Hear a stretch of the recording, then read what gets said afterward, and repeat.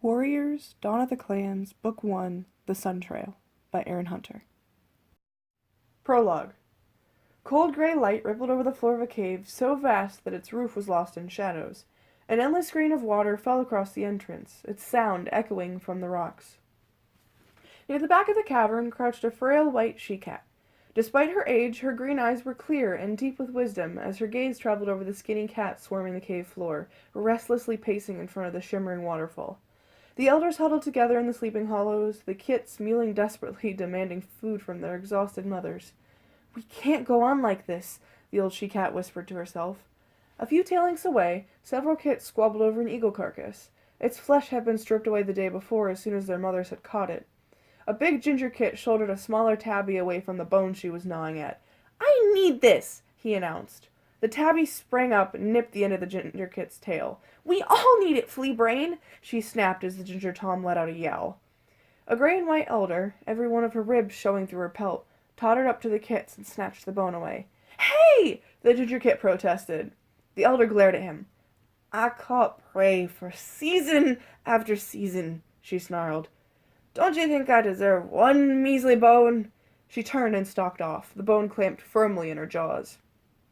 The ginger kit stared after her for a heartbeat, then scampered, wailing to his mother, who lay on a rock beside the cave wall. Instead of comforting him, his mother snapped something, angrily flicking her tail. The old white she-cat was too far away to hear what the mother cat said, but she sighed. Every cat is coming to the end of what they can bear, she thought. She watched as the gray and white elder padded across the cave and dropped the eagle bone in front of an even older she-cat who was crouching in a sleeping hollow with her nose resting on her front paws. Her dull gaze was fixed on the far wall of the cave. "Here, Misty Water." The gray and white elder nudged the bone closer to her with one paw. "Eat. It's not much, but it might help." Misty Water's indifferent gaze flicked over to her friend and away again. "No thanks, Silverfrost. I have no appetite. Not since Broken Feather died." Her voice throbbed with grief. "He would have lived if there had been enough prey for him to eat." She sighed. "Now I'm just waiting to join him." "Misty Water, you can't!" The white she-cat was distracted from the elder's talk as a group of cats appeared at the entrance to the cave, shaking snow off their fur. Several other cats sprang up and ran to meet them. "Did you catch anything?" one of them called out eagerly. "Yes! Where's our prey?" another demanded. The leader of the newcomers shook his head sadly. "Sorry, there wasn't enough to bring back." Hope melted from the cats in the cave like mist under strong sunlight. They glanced at one another, then trailed away, their heads drooping and their tails brushing the ground. The white she-cat watched them, then turned her head as she realized that a cat was padding up to her. Though his muzzle was gray with age and his golden tabby fur thin and patchy, he walked with a confidence that showed he had once been a strong and noble cat. "Half Moon," he greeted the white she-cat, settling down beside her and wrapping his tail over his paws.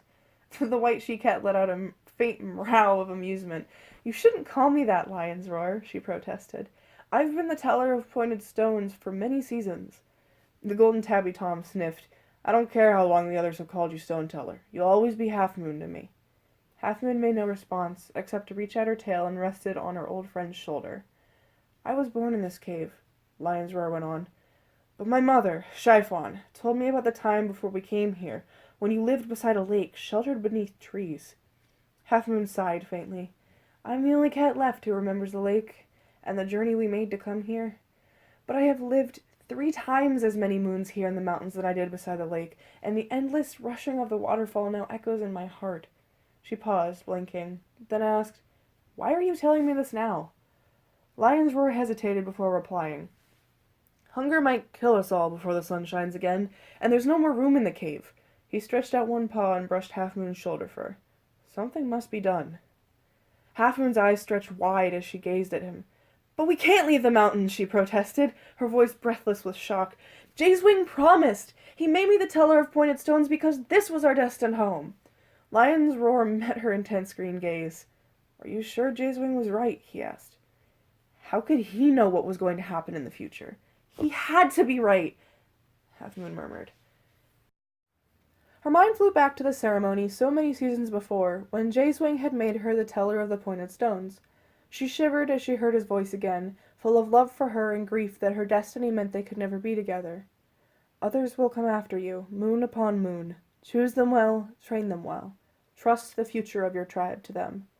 "He never would have said that if he didn't mean for us to stay here." Half Moon let her gaze drift over the other cats. Her cats, now thin and hungry. She shook her head sadly. Lion's Roar was right. Something had to be done if they were to survive. Gradually, she realized that the cold gray light in the cave was brightening to a warm gold, as if the sun were rising beyond the screen of falling water, but Half Moon knew that night was falling. At her side, Lion's Roar sat calmly washing his ears, while the other cats in the cave took no notice of the deepening golden blaze. No cat sees it but me. What can it mean?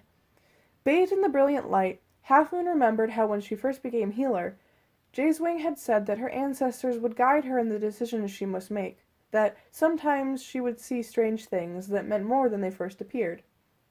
She had never been directly aware of her ancestors, but she had learned to look out for the signs. Possible meanings rushed through Half Moon's mind, thick as snowflakes in a blizzard. Maybe the warm weather's going to come early. But how would that help when there are so many of us? Then she wondered whether the sun was really shining somewhere else, where there was warmth and prey and shelter. But how would that help us, up here in the mountains? The sunlight grew stronger and stronger, until Half Moon could barely stand to look into the rays. She relaxed as a new idea rose in her mind. Maybe Lion's Roar was right, and only some of us belong here. Maybe some of us should travel toward the place where the sun rises, to make a new home in the brightest light of all, somewhere they will be safe and well fed, with room to nurture generations of kits. As Half Moon basked in the warmth of sunlight on her fur, she found the certainty she needed within herself.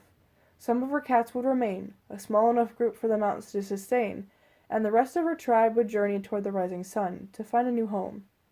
But I won't leave the cave, she thought. I will seek out the twilight of my days here, a whole lifetime away from where I was born. And then maybe, just maybe, I'll find Jayswing again.